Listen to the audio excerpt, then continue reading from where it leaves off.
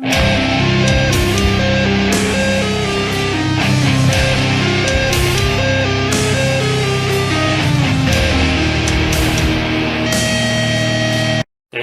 here, and today I'm going to be talking to you guys about my top 10 of 2022. Now this was an extremely difficult one. As I was going through the year, I just kept bouncing albums back and forth and figuring out which ones were which. It was a really stellar album, I feel, or year for metal albums this year. Definitely in my opinion, with Evergrey coming out, they're usually, to me, Evergrey comes out with an album and there's usually number one. That's just how I feel. But this year, Septic Flesh was really, with this album here, Modern Primitive, was really challenging it. And that's what I mean, is like this list I think will alter through the years. Like I had Septic Flesh there for a bit, and then I listened to this one more, and it was just sort of going back and forth. But these are the ones I determined that were sort of like 1A and 1B. But I settled on this album here, Evergrey, A Heartless Portrait, The Orphean Testament. I settled on this one being number one just because there's just so much to it. I love the catchiness and the hookiness of Save Us and Midwinter Calls right off the bat. There's so many different atmospheres and nuances and emotions in later songs like Ominous, The Orphean Testament, The Cell, The Great Unwashed. There's so many songs on here that there's just so much depth to, and it's just classic Evergrey, and they're evolving. You get to hear there's new emotions, new atmospheres to this album, and that's why I feel like it's so fresh about them. So that's how I took number one. But Septic Flesh with this one was really close. Like Neuromancer is awesome. Desert Throne, Coming Storm is absolute beast of a track. It was very close. I love a lot of the melodies and hooks in this, and the intensity as well. So like I said, this might change through the years. It might go back and forth, and that's actually the sort of same how I feel with these next few albums I'll be talking to you guys about. I got these two guys. This one's number 3. This one's number 4. About a month ago, it was the other way around. Amorphous' Halo was in front of Stratovarius' Survive, and that was quite difficult. But I felt like there was just something in Stratovarius' album here, Survive, that just sort of took the leap for me. I really love the way it kicks off. Survive, Demand, Broken, awesome tracks. Then I think what sealed it for me was a couple of the later tracks, though, really sort of sealed it for me. That was really awesome, like Breakaway, Before the Fall, and then that just the magnum opus closer, Voice of Thunder, just really sort of sealed it for me on that one. But like I said, it could change from, it could go like this. Amorphous was up higher earlier this year, but albums sort of just jumped up. I love this album. This was fantastic as well. So I had a really hard time picking 1, 2, 3, 4, even 5 and 6. So I'll get into it in a second. That was awesome. And Amorphous, though, really killed it with this one. Northwards, On the Dark Waters, The Moon. These are great ones to kick off. I really like War and The Wolf towards the end of the album. Those were fantastic. There's just so much depth and dynamic to this.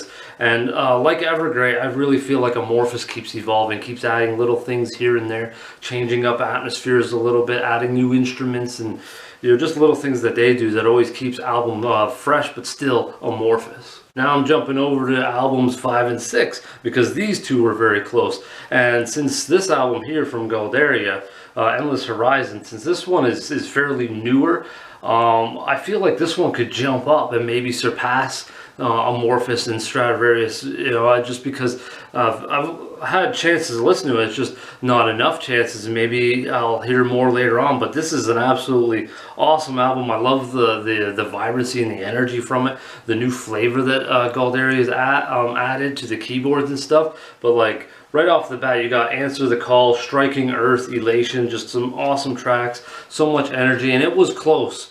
When I got listening to this, I had Civil War's album here, Invaders. I had this one, up there for a while at number 4 and 5. But like I said, it's like the albums keep coming out and then they're sort of switching spots, and Invaders was really solid. I really like how it opens with Oblivion. Dead Man's Glory is an awesome track. Carry On, Soldiers and Kings.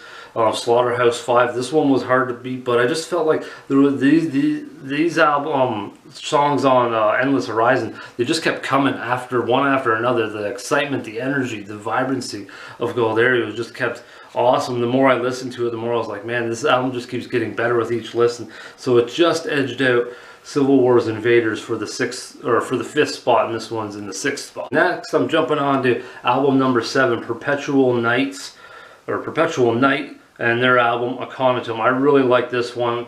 This one grew on me more and more as the year went on. I really like all the dynamics that they have, the varying types of songs, whether the energies, the intensities behind them. They have like songs that are a little more drawn out, feel a little more like melodic doom almost, and then other ones that are just straight up melodic death metal. Great hooks in this. I really like how it opens. Aconitum, Rotten Bond, and Antimatter. These 3 songs right off the bat are absolute killer. And like any other year, this album, I really feel like, you know, the competition was so stiff. This one would be really high up in my opinion. It's just the albums that came out this year have been fantastic.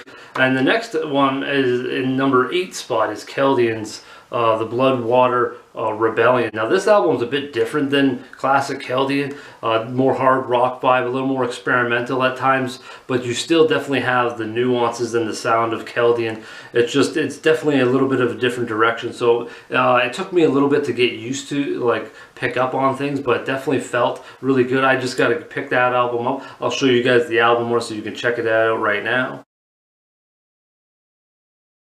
Yeah, so that's Keldion in number 8. Number 9 spot is this guy here, Artisan, The Stain of Life. This is my buddy's band from down in California, Mike Bear, and I really enjoyed this. There was just so much, just like this artwork, the music is very intricate and technical and very psychedelic at times. There's just so many nuances in it, and that's why I sort of really liked. The more I got to listen to, the more I got to feel and pick out little things here and there, little hooks, the, you know, bass, drum nuances, the little guitar leads here, just even like little stuff on the rhythm. It was just awesome, really cool album. And like I said before, you know, any other year I think The State of Life would have jumped up over so many albums, but this year has just been absolutely jam-packed. But I gotta say, like, Artisan, I think, did a fantastic job on The State of Life. You know, it might be number 9, but to me that's not really low on this list considering the competition that they had to fight with on this one. And then I got in the 10 spot, Mist of Misery, Severance.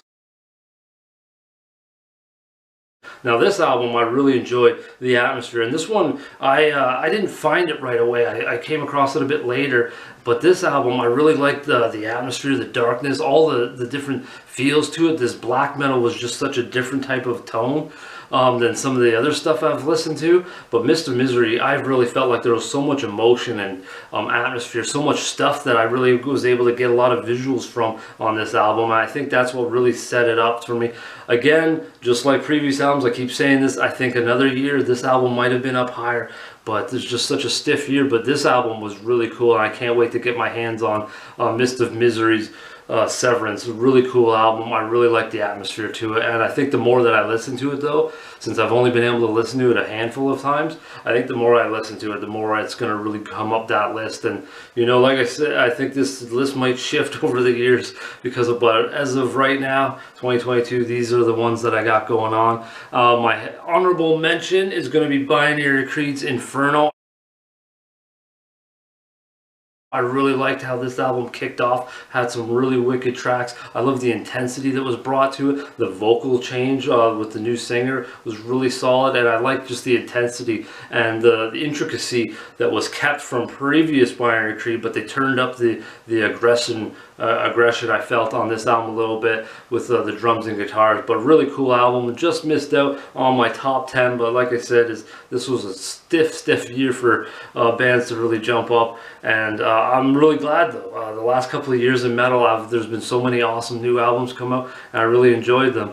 So I hope you guys, I'm gonna actually, yeah, before I forget, I'm gonna try to put in like my top song or songs from each album down in the links below if you want to check them out, like Evergrey Save Us, Septic Flesh's Neuromancer, so you guys can check those out and tell me what you think. I hope that you guys, leave in the comments your top 10 metal albums of 2022, and I'm looking forward to 2023 already. I've already heard some announcements from bands like Insomnium, Crom, Brothers in Metal. It's going to be already shaping up to be an awesome 2023, so I'm looking forward to that. Until next time, folks, have a safe 2023 and heavy listening for you.